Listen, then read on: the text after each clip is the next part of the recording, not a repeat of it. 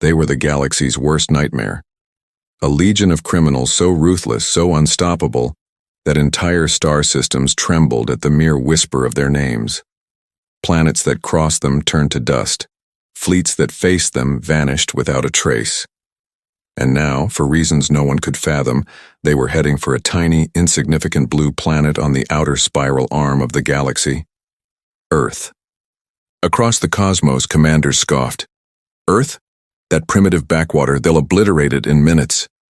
But as their colossal black starships, each larger than a city, sliced silently through space, a cold dread began to spread. There was something different about this mission. An eerie blue glow surrounded their convoy, scrambling even the most advanced sensors. The Galactic Security AI predicted Earth's total annihilation within hours if it dared to fight back. As the first ships breached Earth's atmosphere, alarms blared across the planet. Jets scrambled, missiles were aimed, and governments braced for the end. "This is it," a general muttered, his voice heavy with defeat. But then, nothing happened. The massive ships didn't fire. They hovered, then descended with an almost gentle precision, landing in vast open plains far from any city. The ground shook, but there was no explosion, no beam of death. From the lead ship, their leader emerged, tall, with skin like burnished steel and eyes that glowed like molten lava. His amplified voice echoed, "Humans, we have come to see your world. Do not be afraid. We will not harm you. Yet." The world held its breath. Slowly, the most feared beings in the universe stepped out of their ships. They didn't raise their weapons. Instead, they looked around with a strange, almost childlike curiosity, examining the grass, the rivers, the sky. Then, a moment that would change galactic history. A small child no older than 10 broke from the crowds and walked toward them, unafraid. The criminals stared, their battle-hardened eyes widening as if they'd never seen something so small, so fragile. The child smiled and offered one of them a flower. The leader, the monster of 1,000 worlds, bent down. He took the flower with a strange gentleness, and for the first time a faint smile touched his fearsome face. The Galactic Council was in chaos.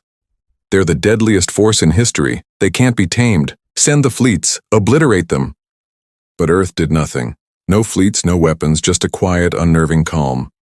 On the plains, the criminals began to explore.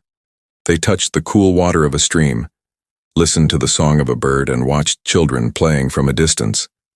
The hunger for violence that had defined them was being replaced by fascination.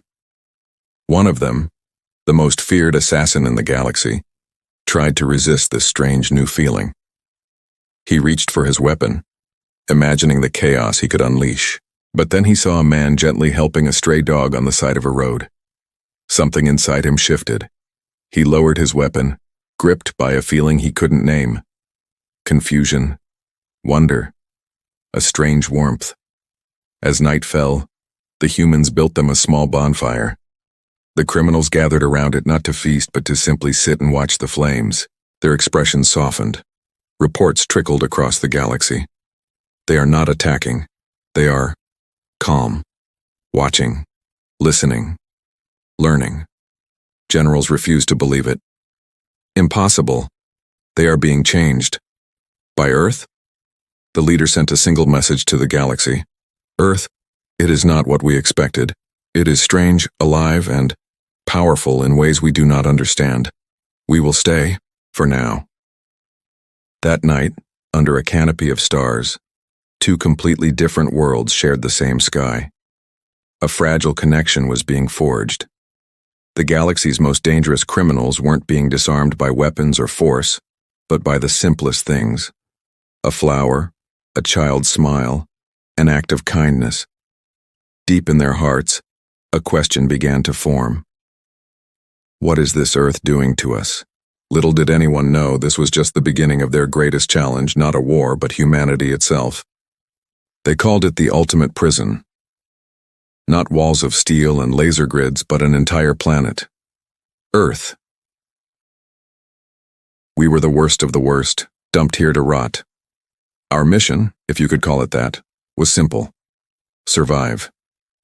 We expected a wasteland, a chaotic rock forgotten by the galaxy. We expected to fight, to conquer, to impose our will on whatever primitive life we found. So, we started exploring. We stalked through cities of gleaming towers that pierced the clouds. We trekked across forests so dense and green they felt alive, breathing around us. We stood at the edge of oceans that stretched to an endless horizon, a deep, powerful blue we'd only ever seen in star charts. We were criminals, yes, but even we couldn't deny it. This place, it was beautiful. It was structured, orderly, and breathtakingly vibrant. This wasn't the chaotic punishment we were promised. It was a masterpiece, and it was deeply, deeply confusing. We began to move among the locals, the humans. We kept our heads down, our pasts a secret shadow we dragged behind us. We were prepared for suspicion, for hostility. After all, that's the currency of the worlds we knew. But what we found instead was baffling. I was scavenging for food near a market, my stomach a tight knot of hunger, when a small child, no older than 5, toddled over. She looked up at me with wide, curious eyes, then held out a piece of bread, half of her own small meal. She didn't know I'd burned down a sector of Cygnus X1. She just saw someone who was hungry. Her mother simply smiled. Later, lost in the confusing grid of an old city, an elderly man with a kind, weathered face approached us. He didn't ask who we were or what we were doing. He just saw our confusion, pointed us in the right direction with a gnarled finger, and shared a story about how he used to get lost on that same street as a boy. These small, simple acts of kindness started to chip away at us. It was like a slow-acting poison, but instead of killing us, it was making us feel human. We, who had prided ourselves on our detachment, on our cold, calculated logic, were being undone by a child's shared bread and an old man's gentle guidance. But old habits die hard. Jax, our demolitions expert, was always the most cynical. While the rest of us were slowly being lulled by this planet's strange charm, he was secretly plotting.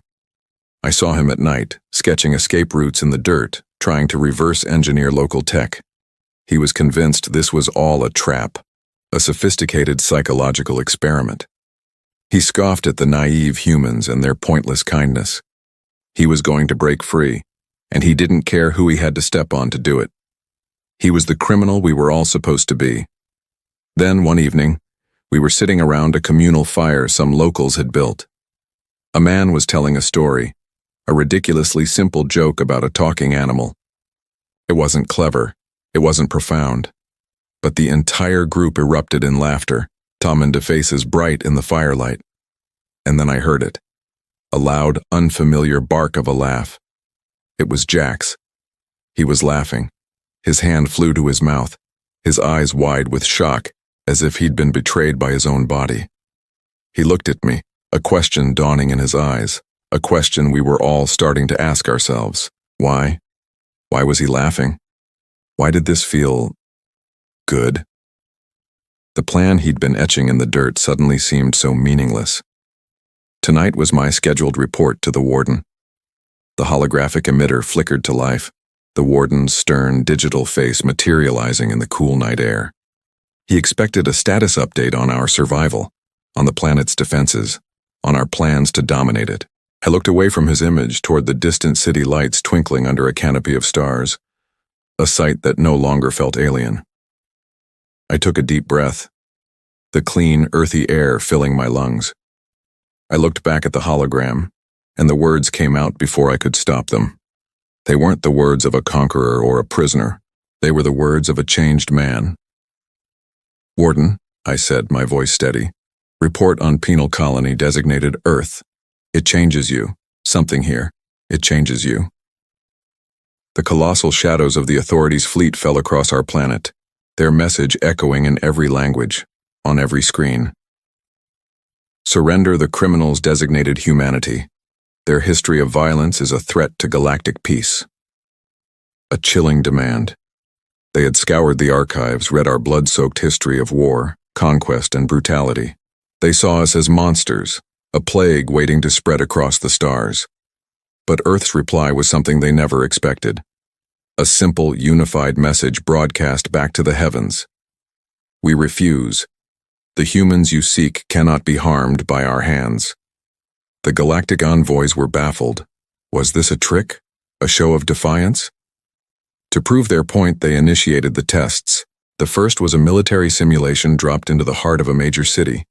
Drones designed to look like alien aggressors swarmed the skies, their weapons charged with non-lethal energy. The world watched, holding its breath. But the criminals didn't fight back. Instead, firefighters guided people to shelters, medics tended to the panicked, and engineers worked to disable the drones not with force but by jamming their signals. Not a single shot was fired in retaliation. The galaxy watched, confused. Next came the psychological trials. The Authority projected mass hallucinations, illusions of past atrocities, tapping into our deepest collective fears. They showed us our own history, twisting it to sow paranoia and division. They wanted us to turn on each other, to prove their assessment correct. But it had the opposite effect. Strangers comforted strangers on the street. Communities organized vigils and support groups. Instead of breaking us, the shared trauma brought us closer together. Therapists and counselors worked overtime not to fuel rage, but to help people process the manufactured horror. The reputation of humanity as a violent, unpredictable species began to crumble, replaced by a bewildering image of resilience and empathy. But as the galactic observers grew more perplexed, a new unease began to stir on Earth. Some people started to wonder, is this real? Or are we just pawns in a much larger game? They looked at their neighbors with suspicion. Was this newfound peace just an elaborate act? A trap to lure the Authority into a false sense of security? Fear is a cunning beast, and it began to gnaw at the edges of our unity. We had proven to the galaxy we weren't monsters, but now we had to prove it to ourselves. The question hung in the air. Had we truly changed, or was the criminal nature the galaxy saw simply dormant, waiting for the right moment to reawaken? In the end, it was a scene of utter simplicity that gave the galaxy its answer. In a park, under the watchful gaze of the Authority's command ship, a group of children were playing. Their laughter was the only sound breaking the tense silence. Sitting on a nearby bench were the very individuals the galaxy had labeled prime threats: former soldiers, hardened politicians, people with violent pasts. They weren't plotting or preparing for war. They were simply watching the children, a serene, almost gentle smile on their faces. It was a look of peace, of contentment. Up in orbit, the alien commander stared at the feed, his multifaceted eyes wide with disbelief. This wasn't a strategy. It was a transformation. Without a word, the great ships turned, their engines flaring to life, and one by one they retreated into the black, leaving behind a planet they no longer understood and a species they no longer feared. Ever wondered if even the most hardened heart could change? Imagine a world where society's most feared criminals, exiled for their violent pasts, suddenly started evolving, not with new powers, but with new feelings. They land on a desolate planet, a fresh start forced upon them. But something strange begins to happen. One of them, a man known only for his brutality, is found sitting with a child, patiently teaching her how to read. Another, a former mercenary, starts gathering stones, not for a weapon, but to help build the foundation of a new school. They're becoming curious, showing empathy, even cooperating. It's as if the very air of this new world is rewriting their souls. What caused this shift? Was it the clean air, the open skies, or something deeper? Through glimpses into their pasts, we see the horrors that shaped them. We see a child abandoned in a war-torn city, learning that violence was the only language of survival. We see a loyal soldier betrayed by the very people he fought to protect, his trust shattered into a million pieces. These weren't monsters born of evil, but people broken by a world that showed them no mercy. Their violent instincts weren't their nature. They were scars. But here, on this new Earth, they're experiencing something they never had before: unconditional kindness. The simple act of sharing a meal, of a neighbor offering help without asking for anything in return, is slowly, painstakingly rewiring their brains. The rage that fueled them for so long is being replaced by a quiet sense of belonging.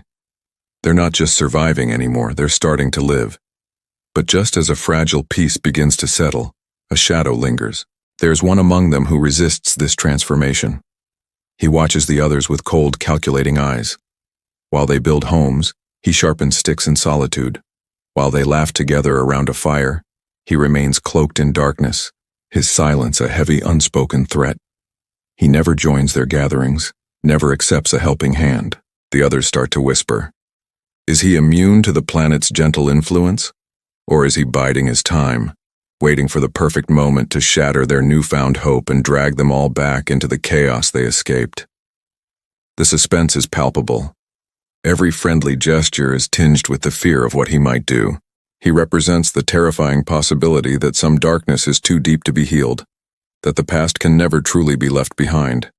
His presence is a constant reminder that their utopia is built on a knife's edge, and he might be the one to make it fall. One evening, as the twin moons rise, he's gone, vanished without a trace. Panic begins to bubble. Did he leave to find a way back to their old violent world? Is he plotting a devastating return? The community scours the perimeter, their old instincts of suspicion flaring up. But they find nothing. No tracks, no sign of a struggle, just an unsettling emptiness where he used to be. As they stand under the vast, star-dusted sky, a gentle breeze rustles the leaves. It almost sounds like a whisper carrying a message from the cosmos itself. It doesn't say danger is coming or be afraid. Instead, the stars seem to murmur a different, more profound truth. Something is different now. Was his disappearance an act of aggression, or was it his own quiet, solitary form of change? The ambiguity hangs in the air, a mystery that redefines their entire journey. The threat they feared might have been the greatest catalyst for their unity, and his departure, the final silent test of their faith in a new beginning. What do you think happened to him? Was he a villain to the end, or did he find his own unique path to redemption? And sometimes the biggest mysteries aren't about the battles we fight, but the ones we choose to walk away from. Scene opens with a fast-paced montage of news tickers and alien commentators from various worlds, all speaking in different languages with subtitles.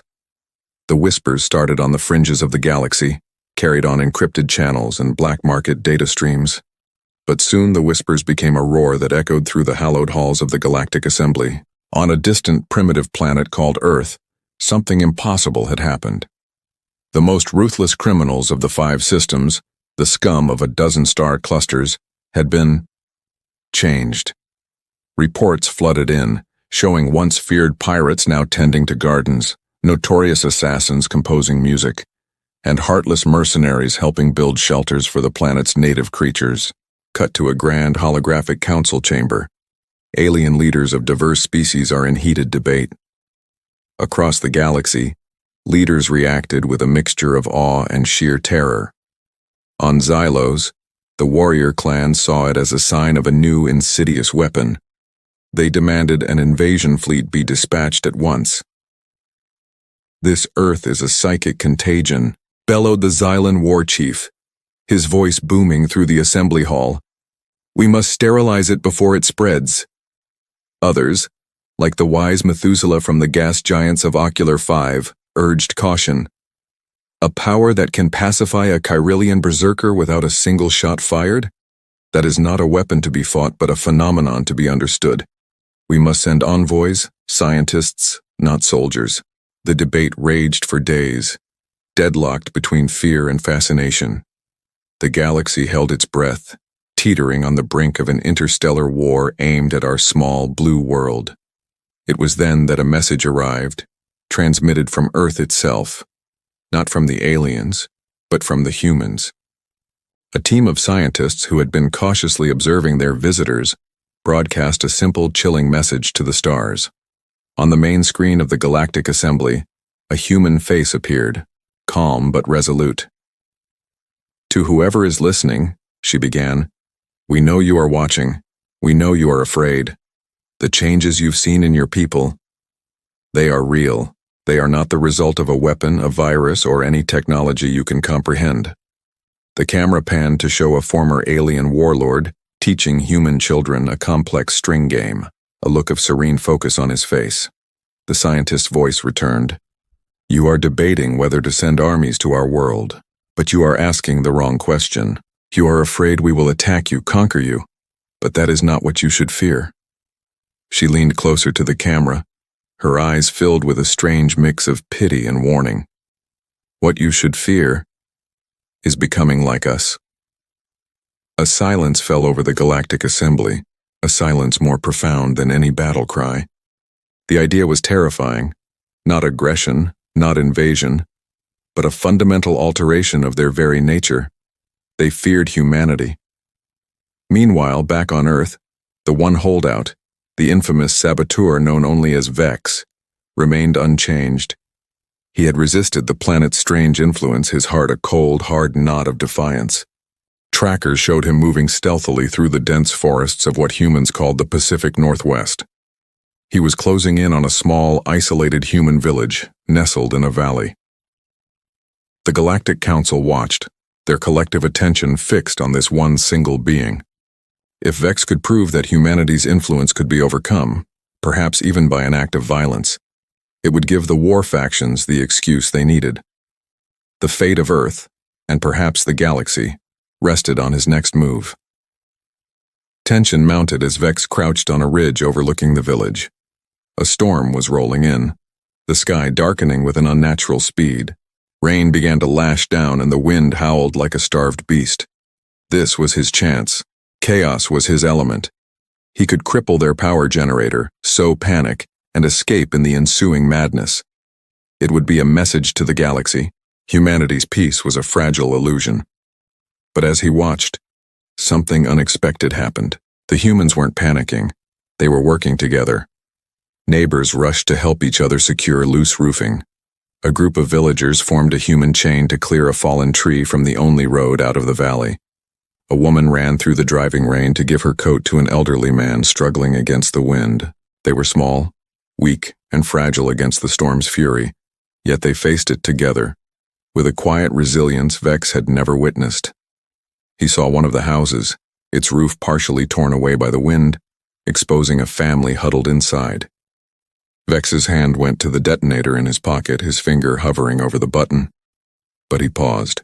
He watched as other villagers, leaving their own homes to the mercy of the storm, rushed to help the exposed family, creating a makeshift shelter with their own bodies and tarps. There was no order, no commander, just an unspoken, unified will to protect one another. For the first time in his life, Vex felt something other than contempt or anger. A strange, unfamiliar warmth bloomed in his chest, a crack in the icy shell around his heart. He lowered his hand, the detonator forgotten, and simply watched. Something inside him, something ancient and cold, was beginning to shift. What happens when the galaxy's worst criminals discover the most powerful force in the universe isn't a weapon, but a choice? The quiet tranquility of dawn shattered. Across the globe, a signal blazed in the sky, an ominous brand marking Earth for doom. Galactic forces, more advanced and ruthless than any humanity had ever conceived, descended from the void. Their ships, gleaming with deadly intent, had come to reclaim their most feared criminals and punish the world that harbored them. Panic was a fleeting whisper. Humans did not flee. They stood firm, a silent, defiant line against the encroaching darkness. They knew something the galaxy did not. Earth possessed a weapon far beyond technology. It was the unyielding power of courage, the unbreakable bond of unity, and the profound strength of compassion. The criminals, those once dreaded beings, felt the threat ripple through their very core. Their leader, a colossal figure whose shadow stretched across the plains, stepped forward. His gaze swept the sky, calculating, planning, but for the first time, not for conquest, but for defense. His voice, low yet commanding, boomed across the land. "Humans," he declared, "we fight not to conquer, but to protect. Stand with us and we can survive this together." Fear rippled through the gathered crowds. How could they trust the monsters who had threatened their existence? Yet, as the battle began, doubt turned to awe. When the first energy blasts rained down, the criminals moved. They didn't strike back with rage. They became living shields, redirecting lethal beams, clearing falling debris, and pulling humans from harm's way. The galaxy's most feared warriors were fighting not to kill, but to save. The sky erupted in a storm of fire and light. Lasers seared the air, missiles streaked like malevolent comets, and the ground trembled with each earth-shattering explosion. The criminals moved with the lethal precision honed over centuries of violence, but now, their power was a shield, their ferocity a guardian's embrace. Amidst the chaos, the rebellious young criminal, once the most volatile of them all, faced his ultimate choice. An enemy squadron locked onto a group of terrified children. Every instinct screamed at him to unleash his fury, to dominate, to instill the same fear that had been his only companion. But as he saw their wide, trusting eyes, he saw not weakness, but a reflection of everything Earth had taught him: courage, compassion, humanity. He leaped into action, not to destroy, but to defend. His immense strength, once used for destruction, now lifted massive slabs of concrete to form barriers. He blocked attacks meant for others, guiding the small and the frail to safety. And in that moment, he felt something entirely new, something more profound than any victory he had ever known. Pride. Not in destroying, but in protecting. The criminal leader coordinated with human strategists, merging alien power with human ingenuity. Together, they formed a united front that stunned the attacking fleet. They became an impossible, beautiful paradox, a force of devastating power wielded with incredible care. Missiles were deflected, ships outmaneuvered. The galactic soldiers stared in confusion, unable to comprehend the sight of their former bogeymen fighting alongside the very species they were meant to despise. From their command ship high above, the Galactic Council watched in stunned disbelief. Their deadliest weapons, the monsters they had unleashed and then feared, were now champions of a small, insignificant planet. The transformation was absolute. The galaxy had catastrophically underestimated Earth's true power, and now it was paying the price. The battle reached its climax as the rebellious criminal faced the enemy commander in single combat. The galaxy held its breath, expecting a swift, brutal execution, but the young criminal did not kill. He disarmed, restrained, and captured his foe, leaving him alive to witness the impossible, the unshakable strength of humanity and the redemption of its supposed destroyers. As the shattered fleet retreated in disarray, a roar of triumph rose from the ground. Humans cheered, their voices mingling with the gruff, unpracticed sounds of joy from their alien defenders. The leader turned to the young rebel who now stood tall, his change complete. "Do you understand now?" the leader asked. "Power is not in fear. Strength is not in violence. It is in the courage to protect and the heart to change." The young criminal nodded, and for the first time he smiled. Not a cruel, menacing grin, but a genuine expression of connection, of belonging. Night fell once more on a world that had faced its apocalypse and won. Fires burned not in destruction, but in celebration, as humans and their transformed guardians shared food, stories, and laughter. The galaxy had sent its worst to conquer Earth, only to find its worst had been made better. High above, the silent stars bore witness to a truth the galaxy had yet to learn. Earth's greatest strength was never in its weapons, but in its heart. The test was over. Humanity had prevailed not by destroying its monsters, but by teaching them how to love. The dawn on Earth was calm, almost serene. After the battle, the plains were quiet, the fires extinguished, and the humans and criminals stood together, surveying the aftermath. No words could fully describe what had happened. The deadliest criminals in the galaxy, beings who had inspired terror across countless worlds, had changed. The leader of the criminals walked among the humans, observing them not as prey, not as weaker beings, but as equals. Every action, every small gesture of kindness he had witnessed had reshaped him. He once believed that power was domination, fear, and destruction.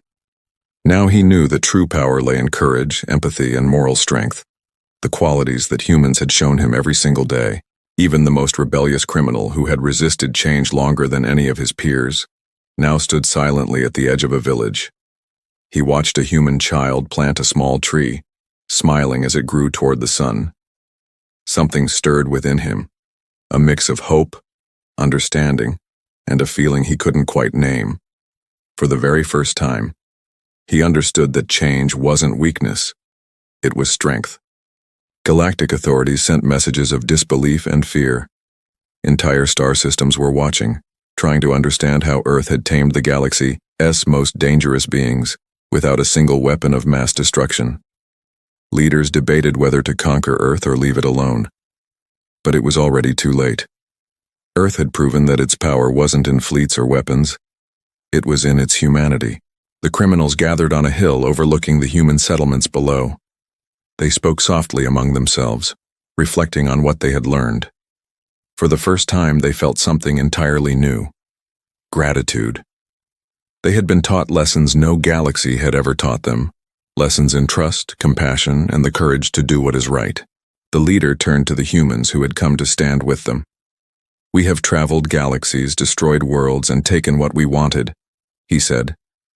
"But you, your people, have shown us a different path. You have reminded us that strength is not measured in fear or weapons, but in the heart. And for that we are changed forever." Even the rebellious one stepped forward. He looked at the humans, their smiles, their courage, their acts of kindness, and realized he could no longer return to the way he had been. "You have taught me something the galaxy could never teach," he admitted. "Perhaps I can be better. Perhaps I can be human too." In the following days, the criminals learned to live alongside humans. Some helped rebuild villages. Some taught the humans about space travel, sharing knowledge they had once hoarded for destruction. The galaxy's deadliest criminals were no longer a threat. They had become allies, students, and protectors. News of Earth's triumph spread across the galaxy, and stories began to circulate in distant worlds. How a single planet had changed the deadliest criminals, how humans had faced fear with courage, and how empathy could overcome centuries of violence. Earth became a legend, not for its armies, but for its humanity. And yet, the story did not end. One day, far above the planet, a new criminal ship approached Earth. The galaxy watched nervously, but as it descended, a human child waved from the plains below, smiling and holding out a hand, and the camera of history would remember this moment. The legacy of Earth was not fear, not weapons, but the power to change hearts, even the darkest ones, in ways no galaxy could forget. The leader of the criminals watched the approaching ship, a quiet smile on his face. "Earth didn't conquer us," he said. "It reminded us what it means to be alive." And under the endless stars, humans and criminals alike understood the same truth. True strength lies in kindness, courage, and the willingness to change. The galaxy had learned a lesson it would never forget. Earth was not just a planet. It was a teacher, a force of hope, and a symbol of what it truly meant to be human. Years have gone by. The galactic records still speak of the marauders, the destroyers, the feared criminals who once terrorized the starways. But the entries are now footnotes, historical oddities. Because the galaxy doesn't remember them for who they were. It remembers them for who they became. Legends, heroes, saviors. It all started with Earth, a small blue planet that didn't fight back with weapons but with something far more powerful. From the ashes of their past, the transformed rose. Kyle, once a feared pirate, now captains a vessel not of plunder, but of knowledge.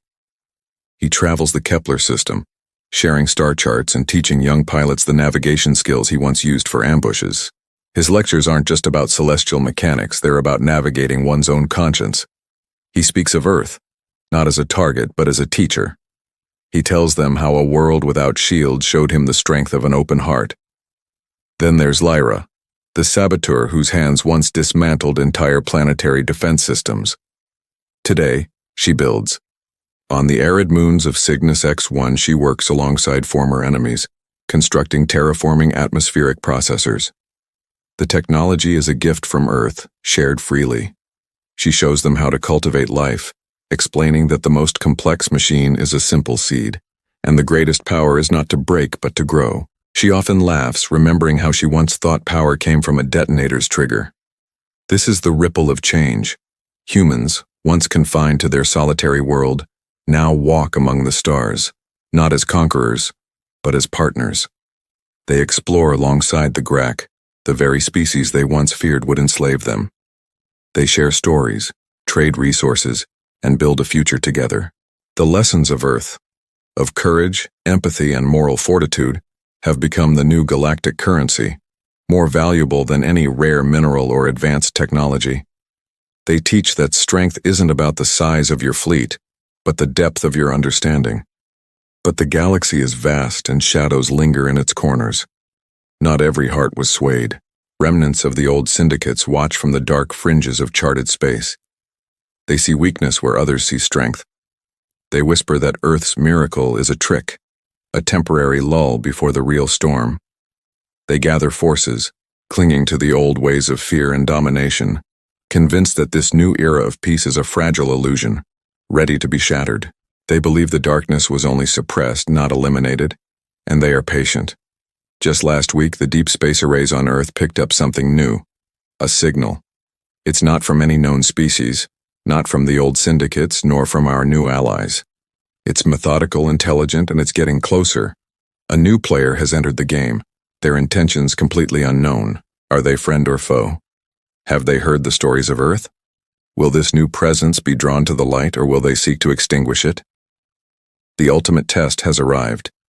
Can the lesson of Earth resonate beyond those who experienced it firsthand? Can its influence truly change the galaxy? On a quiet continent on Earth, a child lies in a field of green, gazing up at the tapestry of 1,000 suns. To her, the stars aren't distant threats or unconquered territories. They are neighbors. She points a small finger towards a twinkling light, a ship returning home. She doesn't know the wars that were fought or the criminals who were changed. She only knows a galaxy of friends. Earth did not just change a handful of outlaws. It changed the very fabric of the cosmos. And as that mysterious signal draws ever closer, one thing is certain. The story has only just begun. Thank you so much for joining us on this journey. If you are moved by this story of hope and change, don't forget to hit that like button and subscribe for more tales from across the galaxy. We'll see you in the stars.